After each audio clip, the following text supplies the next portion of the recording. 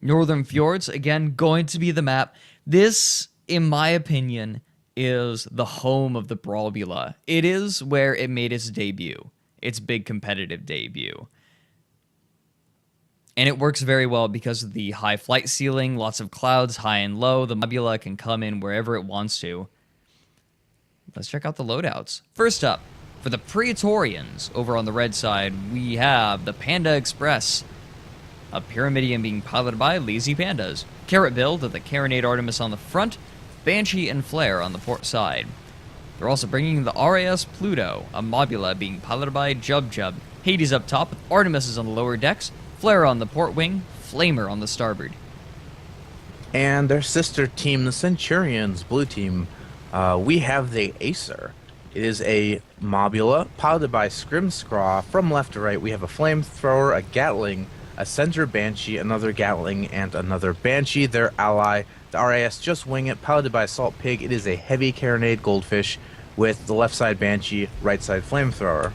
Already we have shots going down.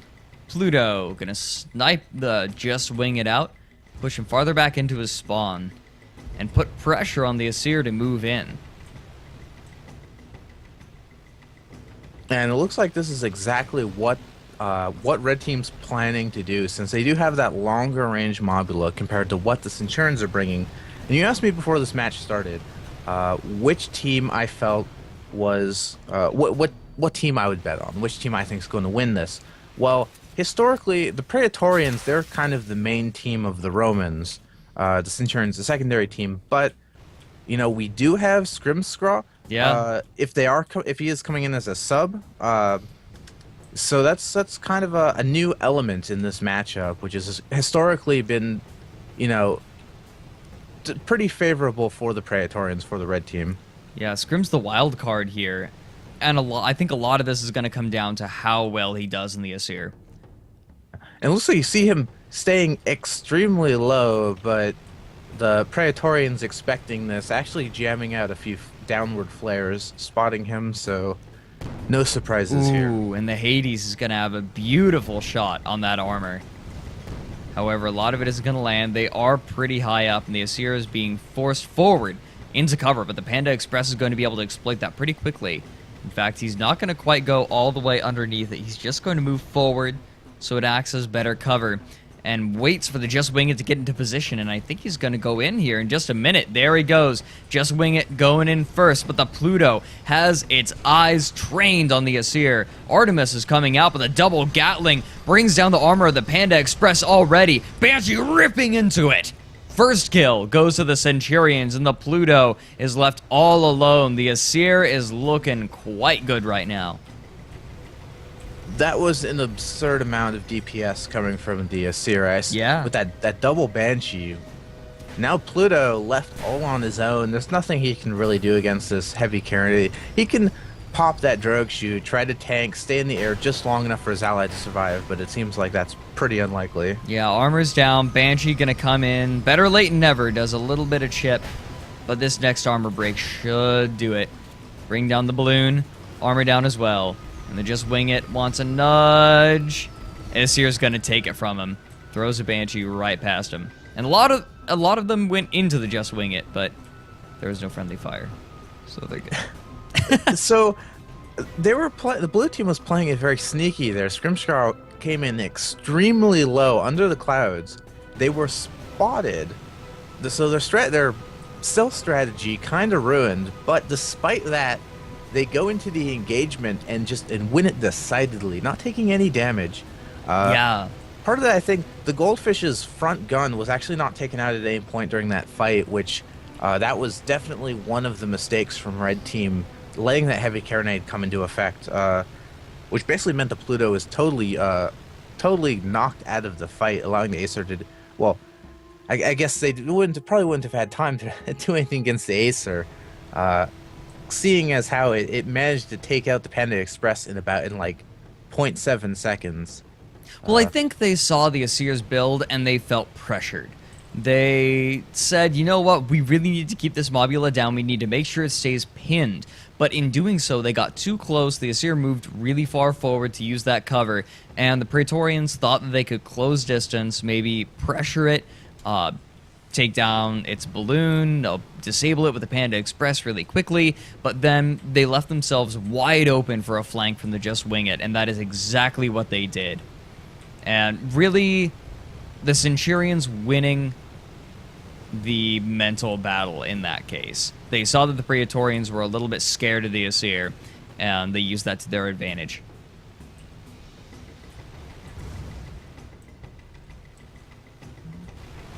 Yeah, now Centurions just kind of poking out a little bit. I think a lot of that. I think teams also tend to underestimate the power of the Banshee. The Banshee with greased ammo and also in multiples. Once you start stacking up Banshees, it does a lot of damage. That fire has a high modifier against hull armor. It has a high modifier against the hull itself. So it's actually a very potent kill weapon.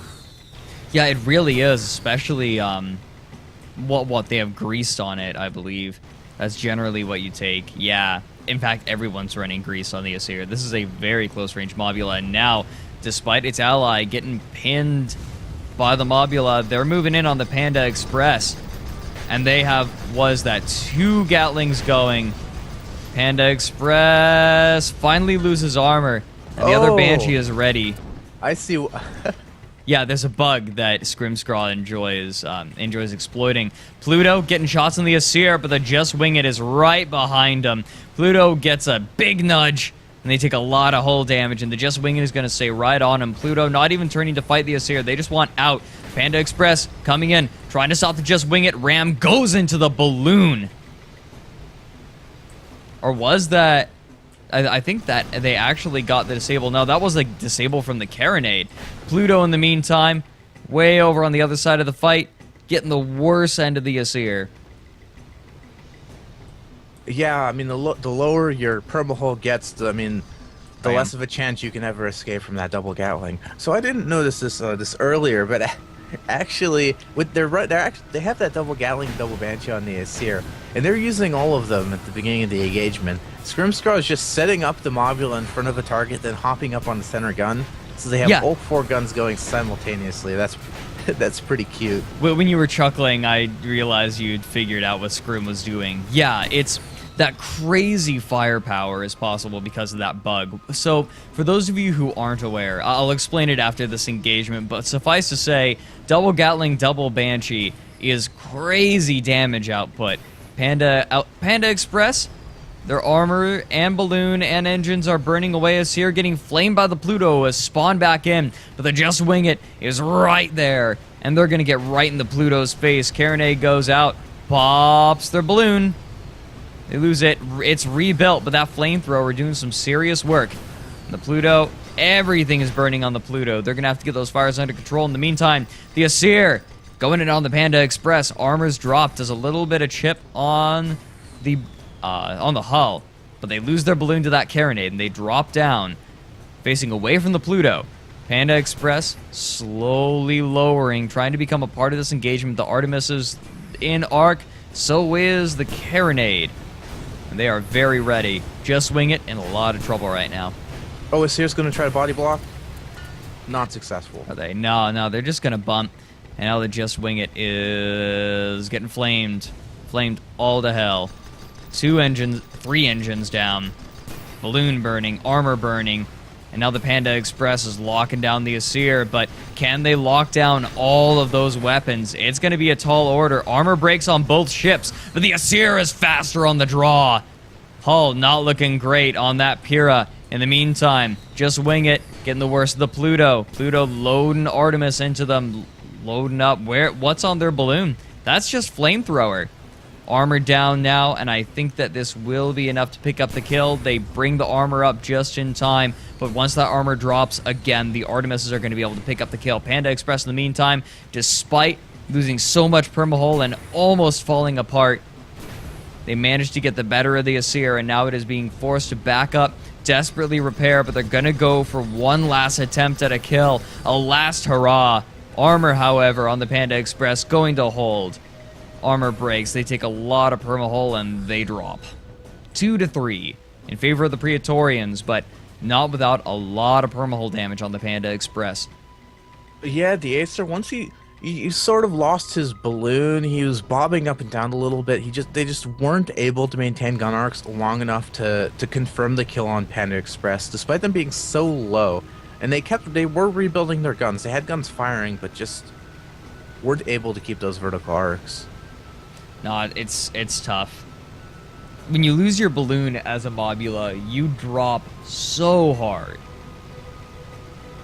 It was really sort of difficult. interesting what Scrim did there, because once he started taking fire, I believe it was fire from behind from the Pluto, because they were taking damage into their balloon. He actually hydroed up to give his engineers a moment to repair, but then burned out the balloon, so then he would drop back down and re-enter the engagement, hoping to get that that last bit of damage onto the Panda Express. That's one of those maneuvers you see from a lot of experienced pilots. Just dodging for a moment, but keeping it going so you fall back down. That's certainly one to keep in your pocket. But yeah, you're talking about the bug with the Mobula where you can... Yes. The pilot... Sorry, go ahead. Oh god, are we gonna have time? Asir and Just Wing It want to go in. Suffice to say, it's possible for them to get 2 Gatlings going and then immediately 2 Banshees going with no time to breathe. Yeah, I was sort of surprised because typically you only see the quad gunner strategies with a Spire or with longer range builds, because typically you don't need as much piloting, you don't need as much of the close range maneuvering. Very rarely do we see someone initiate a brawl engagement with 4 people firing weapons. Yeah, so the bug that he's utilizing, it looks like they're going to be kind of a standoff right now. What he does, Scrimscraw, he's on the wheel, and then as soon as the armor drops, he can turn around, jump, and then he gets the command prompt to, or he gets the Banshee like repair wheel, and he can press E and go right on it, so he can actually jump through the ceiling to get on that Banshee. Armor drops on the Pluto, and that's exactly what he's going to do right now. Banshee goes out. No, he's going to stay on the gunner seat, but the Panda Express is right there to stop him. Asir drops. That was an absurd ram from the Panda Express, giving I guess they assumed that the blue team would continue to focus the RAS Pluto, because Panda Express is so low. If their whole armor goes down at any point, they are just going to immediately implode. So, going for the ram strats there, they've kind of maybe backed into a little bit of a corner, and they've got to do what they've got to do to win this match. Now, the Just Wing It right now has got to stay out of arc of the Pluto. That is so desperately important right now. The Pluto rising up, they took a bump, but they're going to be able to keep going. Asir spawns in way far away. They're calling this one a wash. And they're probably right to do so. Once you have the vertical advantage over heavy carronade goldfish, there's not much they can do. That gun does not have good upward arcs. So, smart call from Scrimscraw. Yeah, it's not the end of the world. This is an interesting situation these teams have gotten into now. We have 4 points for the Praetorians, our red team, 3 points for the Centurions. So Praetorians, they only need 1 kill, but both of them are extremely low. Yeah. If I were to choose which team I want to be in this situation, I'd prefer to be on the Centurions team. Oh, this spawn, it looks like Centurions want to continue their strategy of just going for wide flanks whenever they can. Just Wing It actually spawning in pretty far away from his ally, although Acer is closing in on the Pluto. Yeah, they're trying. Banshee's in range. Gatling, not so much. And they're taking a lot of damage here. I think that these 2 ships are too far away to try and attempt this. That being said, the Panda Express hasn't done much to stop the Asir just yet. Now the Hades are landing, but the double Gatling is in range. Pluto's in a lot of trouble. Armor breaks. 1 Banshee does it. Panda Express behind the Asir. They get the ram, but they're using shoot vent just to burn out that balloon, and the Asir drops like a rock as the Just Wing It comes in behind the Panda Express. Asir backing up, waiting for that Pyrrha to get into arc, and as soon as they do, they are going to unload. There we go. As soon as that armor drops, done. Centurions picking up the victory. Yeah, with the double Gatling on the Mobula, I guess that was just kind of a perfect situation for the Centurions. They just need to drop the whole armor on each of those extremely damaged red ships one time, and it's basically a confirmed kill. So yeah, very strong play from the Centurions with Centurions plus Scrimscraw, and they will be moving on to the winners finals.